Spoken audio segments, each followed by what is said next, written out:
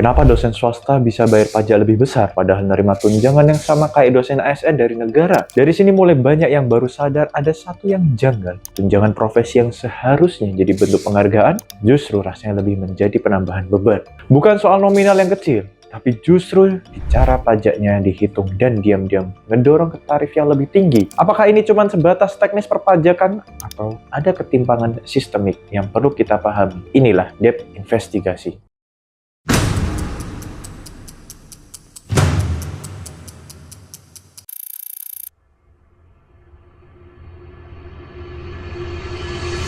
Untuk memahami masalah ini, kita harus mulai dari fondasinya terlebih dahulu, di mana negara memandang penghasilan dosen dalam sistem pajak 2026. Secara umumnya, penghasilan dosen baik itu sebagai pegawai tetap ataupun enggak tetap, pada akhirnya dikenakan PPh pasal 21 dengan tarif progresif sesuai UU Pajak Penghasilan pasal 17, yaitu berlapis dari 5% sampai 35% tergantung besaran penghasilan kena pajaknya. Masuk di tahun 2026 ini, pemerintah juga memperkuat sistem lewat kebijakan barunya yang berbasis sistem inti administrasi perpajakan atau SIP yang diatur dalam berbagai PMK terbaru, termasuk perhitungan yang lebih terintegrasi dan berbasis data. Masalah ini muncul ketika kita masuk ke komponen tunjangan profesi atau TPG atau TPD. Pada periode sebelumnya, tunjangan sering diperlakukan sebagai penghasilan dengan pajak final atau bahkan ditanggung pemerintah atau disebut dengan DTP. Nah, sehingga tidak menambah beban pajak tahunan secara signifikan. Tapi di tahun 2026 ini, jadilah perubahan penting. Untuk dosen ASN, skema pajak atas tunjangan profesi relatif masih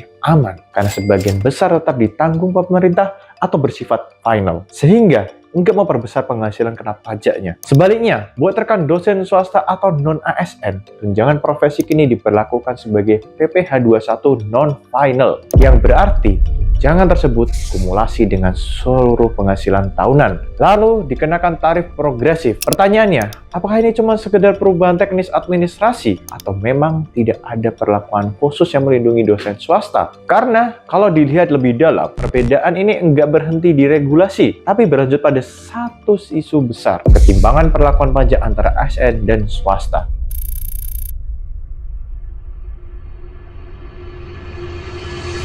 Sekarang kita masuk ke bagian yang paling krusial. Dua dosen, penghasilan sama, tapi pajak yang dibayar bisa beda. Untuk dosen ASN, skema pajaknya cenderung lebih sederhana dan aman. Tunjangan profesi yang diterima umumnya itu udah terpotong atau bahkan ditanggung pemerintah, sehingga nggak menambah beban dalam perhitungan pajak tahunan. Artinya, risiko lonjakan pajak hampir nggak ada. Tapi bagi dosen swasta, situasinya itu berbeda. Tunjangan profesi yang diterima nggak berdiri sendiri, melainkan digabungkan dengan seluruh penghasilan tahunan. Akibatnya apa? Penghasilan kena pajak meningkat dan dosen bisa terdorong masuk ke lapisan tarif yang lebih tinggi. Misalnya dari 5% naik ke 15% atau bahkan bisa ke 25%. Disinilah muncul konsep dalam ekonomi disebut sebagai ketidakadilan horizontal. Dua individu dengan kemampuan ekonomi yang sama, menerima penghasilan dari sumber yang sama juga, tapi dibebankan pajak yang berbeda. Cuman karena status kepegawaiannya. Kalau disimulasikan secara sederhananya, dosen ASN dengan gaji dan tunjangan profesi bisa mempunyai pajak yang stabil atau bahkan ringan karena skema DPT tadi. Sementara dosen swasta dengan angka yang sama justru ngalamin peningkatan pajak yang signifikan karena akumulasi penghasilan. Dan dampaknya itu nggak berhenti di angka pajak masalahnya, tapi mulai mempengaruhi cara dosen bekerja dan mengambil keputusan akademik.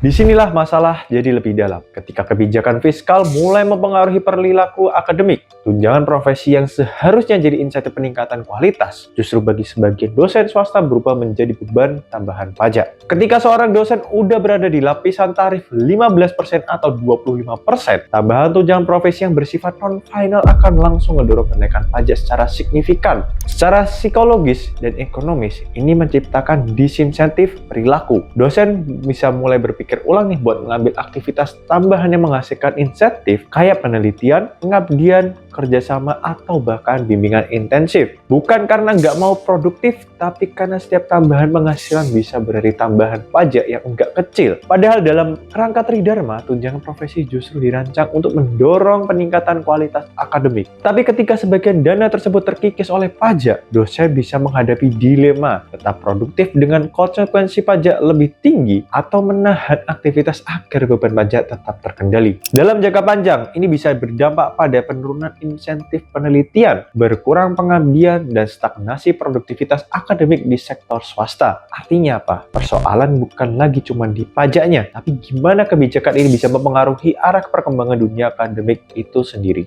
Regulasi pajak tahun 2026 secara tidak langsung memperlihatkan negara ingin sistem perpajakan lebih tertib, terintegrasi, adil secara administratif. Tapi dalam praktiknya muncullah pertanyaan, apakah keadilan administratif juga berarti keadilan bagi semua profesi? Di video selanjutnya masih ada lagi hal-hal yang akan kita bongkar terkait problematik pajak ini antara dosen ASN dan non-ASN atau swasta. Jika tertarik, tulis di kolom komentar. Share apabila konten ini bermanfaat untuk Anda dan ikuti terus penelusuran dan investigasi lainnya.